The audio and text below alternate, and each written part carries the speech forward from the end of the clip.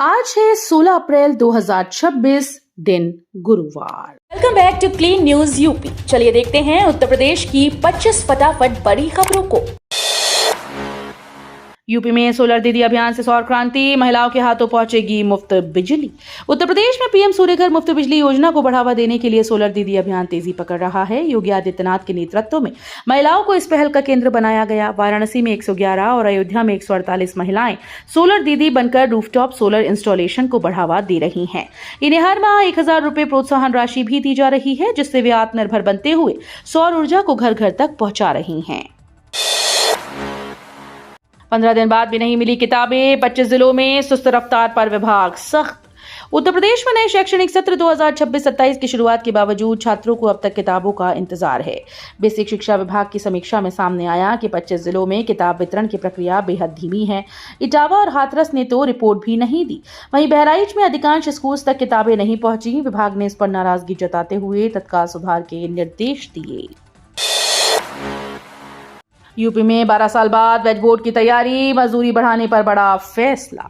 उत्तर प्रदेश में नोएडा में हुए श्रमिकों के प्रदर्शन के बाद सरकार ने बड़ा कदम उठाया। श्रमिकों की मांगों और विरोध को देखते हुए एक हाई पावर कमेटी का गठन किया गया, जिसकी सिफारिश पर मजदूरी में अंतरिम बढ़ोतरी की घोषणा की गई। अब राज्य सरकार 12 साल बाद वेज बोर्ड की गठन की तैयारी कर रही है। इसके जरिए श्रमिकों की न्यूनतम मजदूरी तय की जाएगी। बताया जा रहा है कि आगामी मई महीने में वेज बोर्ड के गठन की औपचारिक घोषणा की जा सकती है। टाटा मोटर्स की बड़ी उपलब्धि, 10 लाखवां वाहन लॉन्च। सीएम योगी बोले, यूपी बन रहा निर्यात का ग्लोबल हब। टाटा सन्स ने एक बड़ी उपलब्धि हासिल करते हुए लखनऊ प्लांट से अपना 10 लाखवां वाहन लॉन्च किया। इस मौके पर मुख्यमंत्री योगी आदित्यनाथ ने कहा कि ये सिर्फ उत्पादन का आंकड़ा नहीं, बल्कि उत्तर प्रदेश के ग्लोबल हब बनने का संकेत है। उन्होंने बताया कि राज्य की 25 करोड़ की आबादी और मजबूत वर्कफोर्स यूपी को निवेश और निर्यात का केंद्र बना रही है। सीएम ने कहा कि टाटा मोटर्स की ये उपलब्धि यूपी की औद्योगिक प्रगति और आत्मनिर्भर भारत की दिशा में महत्वपूर्ण कदम है। बंगाल चुनाव के लिए कांग्रेस के 40 स्टार प्रचारक घोषित। यूपी में योगी करेंगे बड़ा उद्घाटन। पश्चिम बंगाल विधानसभा चुनाव को लेकर कांग्रेस ने 40 स्टार प्रचारकों की सूची जारी की।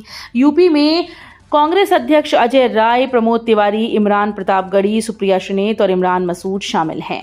अजय राय ने नेतृत्व का आभार जताते हुए जीत के लिए पूरी ताकत से प्रचार का संकल्प लिया। गोरखपुर में सीएम योगी आदित्यनाथ टीसीएस के सहयोग से सेंटर ऑफ एक्सीलेंस का उद्घाटन करेंगे। यूपी में सहायक बोरिंग तकनीशियन भर्ती शुरू, 402 पदों पर आवेदन आमंत्रित।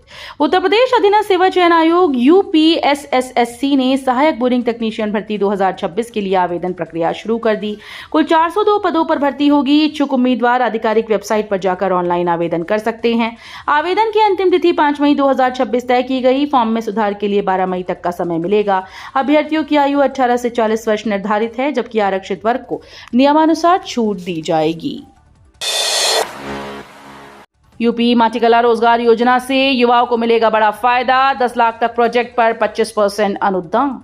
उत्तर प्रदेश में मुख्यमंत्री माटीकला रोजगार योजना के तहत युवाओं और कुम्हारों के लिए बड़ा अवसर शुरू हुआ। इस योजना में 10 लाख रुपए तक के प्रोजेक्ट पर 25% अनुदान दिया जाएगा। लाभार्थियों को बैंक के माध्यम से टर्म लोन मिलेगा, जबकि अनुदान राशि उत्तर प्रदेश माटीकला बोर्ड लखनऊ के द्वारा दी जाएगी। इससे वित्तीय बोझ कम होगा और उद्योग शुरू करना आसान। इस योजना से मिट्टी से जुड़े उत्पाद जैसे घड़ा, कुल्हड़, खिलौने, टाइल्स और सजावटी सामान बनाने को बढ़ावा मिलेगा। यूपी में आयुष्मान आरोग्य शिविरों से टीबी मरीजों की पहचान, 100 दिवसीय अभियान तेज। उत्तर प्रदेश में टीबी उन्मूलन के लिए आयुष्मान आरोग्य शिविर अहम भूमिका निभा रहे हैं। 100 दिवसीय विशेष टीबी अभियान के तहत 2695 शिविर में 2 लाख से अधिक संभावित मरीजों की पहचान की गई। टीबी मुक्त भारत अभियान को सफल बनाने के लिए अब उच्च जोखिम वाले गांव में भी इन शिविरों का आयोजन किया जाएगा।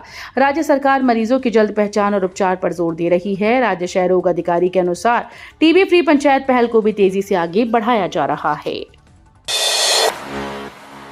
वाराणसी में तरना फ्लाईओवर बनेगा नया अर्बन हॉटस्पॉट, गेमिंग और फूड जोन से मिलेगा विकास। वाराणसी में तराना फ्लाईओवर के नीचे खाली स्थान को आधुनिक अर्बन जोन के रूप में विकसित करने की योजना तैयार की गई। इस परियोजना के तहत gaming zone, food vending area और पार्किंग सुविधा बनाई जाएगी, जिससे स्थानीय लोगों को मनोरंजन और रोजगार दोनों मिलेंगे। ये स्थान एयरपोर्ट मार्ग पर होने के कारण एक नए हॉटस्पॉट के रूप में विकसित होगा। स्मार्ट सिटी परियोजना के तहत इसे बच्चों और युवाओं की जरूरतों को ध्यान में रखकर तैयार किया जा रहा है। यूपी में छात्रवृत्ति से वंचित छात्रों को बड़ा मौका, फिर खुलेगा पोर्टल। उत्तर प्रदेश में छात्रवृत्ति से वंचित रह गए हजारों छात्रों के लिए राहत भरी खबर है। समाज कल्याण विभाग जल्द ही छात्रवृत्ति पोर्टल दोबारा खोलने जा रहा है।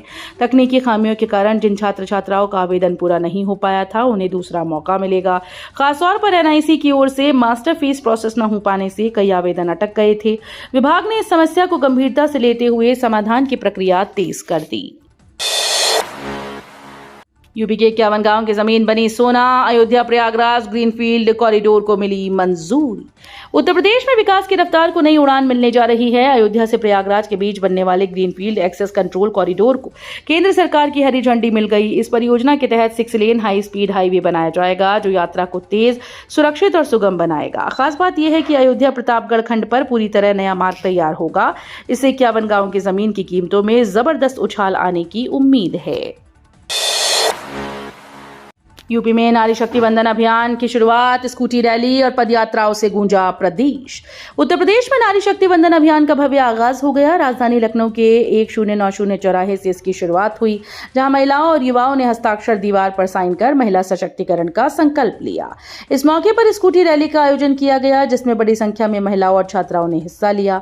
रैली के जरिए केंद्र सरकार और प्रधानमंत्री नरेंद्र मोदी के प्रति आभार जताया गया। अभियान का उद्देश्य नारी शक्ति वंदन अधिनियम 2023 के प्रति जागरूकता फैलाना और महिलाओं को सशक्त बनाना है।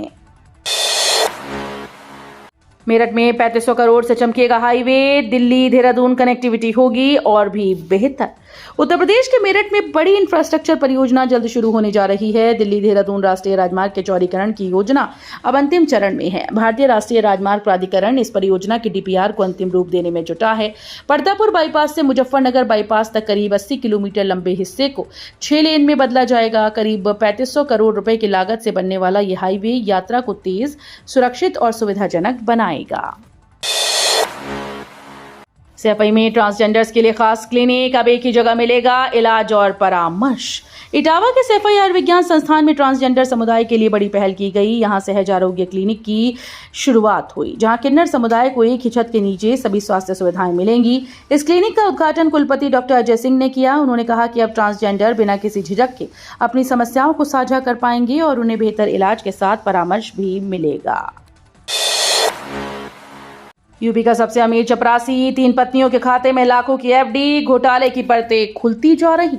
उत्तर प्रदेश के पीलीभीत से चौंकाने वाला मामला सामने आया, जहां जिला विद्यालय निरीक्षक कार्यालय से जुड़े एक चपरासी पर करोड़ों के गबन का आरोप है। जांच में खुलासा हुआ कि आरोपी इल्हाम उर रहमान शमसी ने फर्जी तरीकों से वेतन मद से बड़ी रकम निकाली। इतना ही नहीं, रकम छिपाने के लिए उसने अपनी 3 पत्नियों के खातों में 50 लाख से ज्यादा की एफडी कराई। मामले की गंभीरता को देखते हुए पुलिस अधिकारी रोजाना जांच की मॉनिटरिंग कर रहे हैं। लखनऊ में लव जिहाद के खिलाफ आवाज तेज, सख्त कानून की मांग। लखनऊ स्थित यूपी प्रेस क्लब में लव जिहाद के मुद्दे पर एक प्रेस वार्ता आयोजित की गई, जहां हिंदू बेटी बचाओ संघर्ष मोर्चा ने सख्त कानून बनाने की मांग उठाई। कार्यक्रम में अनुराग शुक्ला, अनीता बाबा महादेव, के मिश्रा, विजय बहादुर सिंह, डॉक्टर साध्वी अवाक्षी भारती और साध्वी ज्योति प्रभा भारती समेत कई वक्ताओं ने अपनी बात रखी। उन्होंने कहा कि इस विषय पर जागरूकता बढ़ाने के साथ सरकार को ठोस कदम उठाने चाहिए। फार्मर रजिस्ट्री जरूरी, नहीं तो योजनाओं से वंचित। गंगा किनारे जैविक खेती से किसानों की बढ़ रही आय। किसानों के लिए जरूरी खबर है। सरकार ने साफ कर दिया कि तय समय से पहले फार्मर रजिस्ट्री कराना अनिवार्य है, वरना किसान सम्मान निधि समेत सभी सरकारी योजनाओं का लाभ नहीं मिलेगा। रजिस्ट्री के लिए जनसेवा केंद्र, लेखपाल और कृषि विभाग की मदद ली जा सकती है। वहीं दूसरी ओर गंगा किनारे जैविक खेती की बड़ी पहल ने नया रास्ता दिखाया। 26 जिलों में 3370 ऑर्गेनिक क्लस्टर तैयार किए गए हैं, जिससे करीब 90,000 किसान परिवारों की आय बढ़ रही है। गोरखपुर में सीएम योगी का बड़ा बयान। 9 साल में बदला यूपी, बना निवेश और उद्योग का हब। गोरखपुर में पूर्वी यूपी के पहले सेंटर ऑफ एक्सीलेंस के उद्घाटन पर मुख्यमंत्री योगी आदित्यनाथ ने प्रदेश की बदली तस्वीर का जिक्र किया। उन्होंने कहा कि 9 साल पहले यूपी में न नीति थी और न नीयत, लेकिन आज प्रदेश मजबूत इंफ्रास्ट्रक्चर और मैन्युफैक्चरिंग हब बन चुका है। बेहतर कानून व्यवस्था, पारदर्शी नीतियों और निवेश अनुकूल माहौल से निवेशकों का भरोसा बढ़ा है। सीएम ने कहा कि सरकार की योजनाओं से रोजगार के नए अवसर पैदा हो रहे हैं। 2027 चुनाव से पहले बड़ा दांव, यूपी के 25 जिलों में महिला डीएम एसएसपी की तैनाती। 2027 विधानसभा चुनाव से पहले योगी आदित्यनाथ सरकार बड़ा कदम उठाने जा रही है। प्रदेश के 25 जिलों में महिला डीएम और एसएसपी की तैनाती की योजना तैयार की गई। इसका उद्देश्य प्रशासन और पुलिस व्यवस्था में महिलाओं की भागीदारी बढ़ाना है। सरकार का लक्ष्य प्रमुख पदों पर महिला अधिकारियों की संख्या को 33% तक पहुंचाना। ये फैसला नारी सशक्तिकरण को बढ़ावा देने के साथ साथ प्रशासनिक व्यवस्था में संतुलन और प्रभावशीलता लाने की दिशा में अहम माना जा रहा है। बाराबंकी में 42 करोड़ से नहरों का कायाकल्प, बनेंगे 5 नए पुल। उत्तर प्रदेश के बाराबंकी में सिंचाई व्यवस्था को मजबूत करने के लिए बड़ी योजना शुरू होने जा रही है। शारदा सहायक नहर की दरियाबाद शाखा का 42 करोड़ रुपए से कायाकल्प किया जाएगा। इस परियोजना के तहत 70 किलोमीटर लंबी नहर की खुदाई और पटरियों का सुदृढ़ीकरण होगा। साथ ही 22.34 करोड़ की लागत से 5 नए चौड़े पुलों का निर्माण भी किया जाएगा। ये नहर सरयू नदी से पानी लेकर किसानों की सिंचाई का प्रमुख साधन है। दुबई से चल रहा ठगी का नेटवर्क, यूपी में 74 ब्रांच और शाखा में 8-9 सदस्य। उत्तर प्रदेश में ऑनलाइन गेमिंग ऐप के नाम पर बड़ा ठगी नेटवर्क सामने आया। कानपुर से खुलासा हुआ कि दुबई में बैठा सरगना पूरे रैकेट को ऑपरेट कर रहा है। प्रदेश भर में 74 शाखाएं सक्रिय है, जहां हर ब्रांच में 8 से 9 सदस्य काम करते हैं। नोएडा और कानपुर से जुड़े इस नेटवर्क में सुल्तान मिर्जा अहम भूमिका निभा रहा था। मास्टर आईडी के जरिए गेम को नियंत्रित कर लोगों को ठगा जाता था। HSRP नहीं तो PUC नहीं, पुराने वाहनों पर सख्ती, 10,000 जुर्माने का नियम लागू। अब बिना हाई सिक्योरिटी रजिस्ट्रेशन प्लेट यानी HSRP के वाहन मालिकों को बड़ा झटका लगा। जिन गाड़ियों पर HSRP नहीं लगी है, उनका प्रदूषण प्रमाण पत्र अब नहीं बनाया जा रहा। ऐसे वाहन स्वामियों को पहले 10,000 रुपए का जुर्माना भरना होगा, तभी PUC बन सकेगी। ये नियम खासतौर पर अप्रैल 2019 से पहले के वाहनों पर लागू होगा, जिनकी संख्या प्रदेश में 2 करोड़ से ज्यादा है। अतीक अहमद गैंग पर बड़ा प्रहार, 3,000 करोड़ की संपत्ति जब्त। माफिया अतीक अहमद और उसके परिवार पर कार्रवाई लगातार जारी है। अब तक करीब 3,000 करोड़ रुपए की संपत्ति जब्त की जा चुकी है।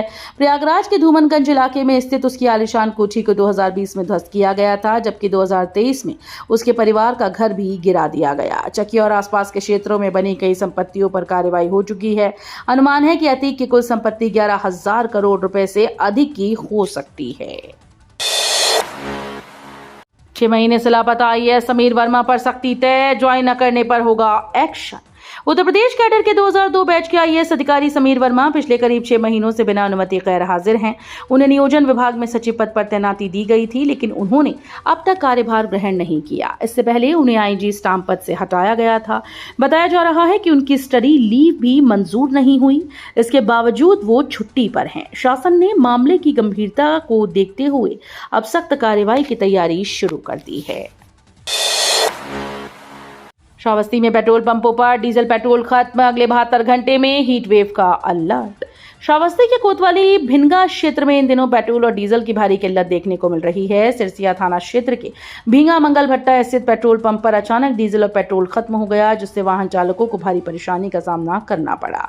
इतना ही नहीं, भुजंगा पेट्रोल पंप और पडरी हरैया तराई क्षेत्र के पेट्रोल पंपों पर ईंधन पूरी तरह से खत्म हो गया है। हालात ऐसे बन गए हैं कि दूर दराज से तेल भरवाने आए लोग बिना ईंधन लिए ही मायूस होकर वापस लौट रहे हैं। तो ये थी आज की 25 फटाफट बड़ी खबरें। अगर आपको न्यूज पसंद आई हो तो वीडियो को लाइक और शेयर जरूर करें। धन्यवाद।